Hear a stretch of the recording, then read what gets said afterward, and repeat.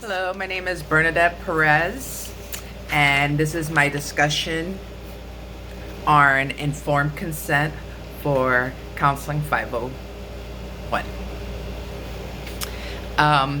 The informed consent that I downloaded for the class would be located at Pennsylvania psychotherapy.org. The informed consent is a simple 2-page consent, and on this informed consent, it consists of consent to services, risks and benefits, whether the person is financially responsible for the account, the credit card information, the insurance information.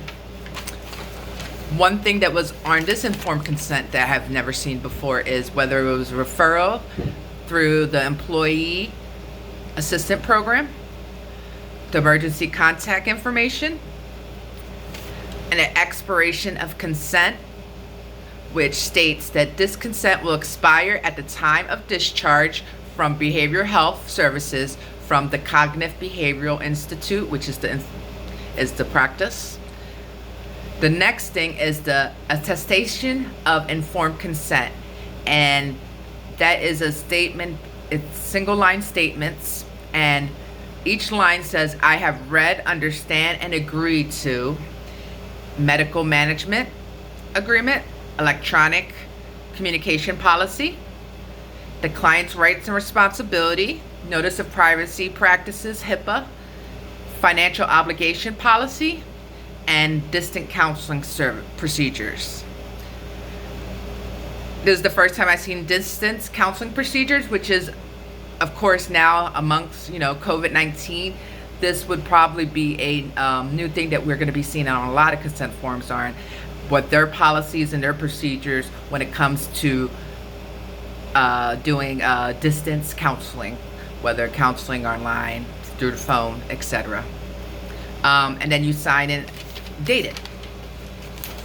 Now, one thing that in a study that I read, Gumu 2016, quoted, to sustain the counseling process with free will, clients have the right to be asked for his or her consent to choose whether to enter into or remain in a counseling relationship, and to be informed adequately about the counseling process, unquote.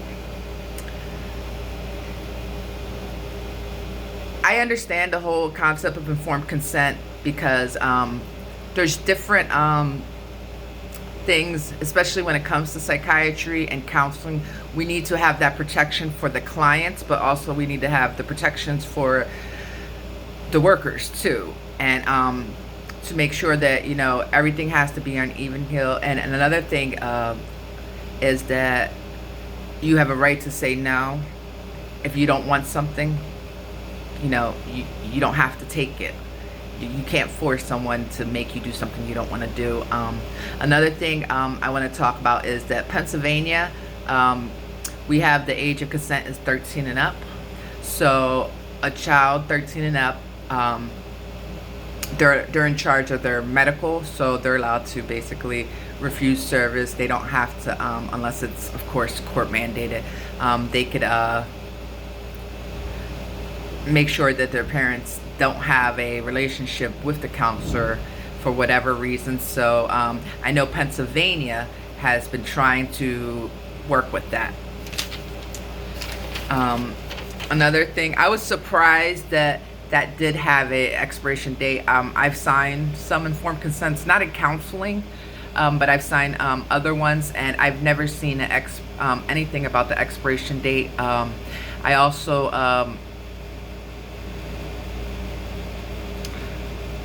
understand that there's, oh my god,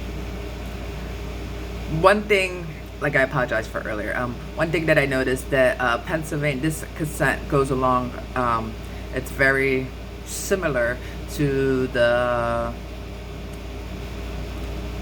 ACA Code of Ethics and what they recommend on their informed consent. Another thing I do want to go over is that Pennsylvania board that we have to go by. Also requested, limits related to risks and limits. They want them to be listed, reasonable alternatives to other services, relevant costs, a withdrawal consent. They also state that all forms have to be in understandable languages. So, different states I know have different regulations and different rules. So I'm not sure with the other states or even in the state that the school is located in. But I know that pretty much that the informed consent that I downloaded goes along with the form consent of the ACA. Thank you, and I hope you have a safe evening.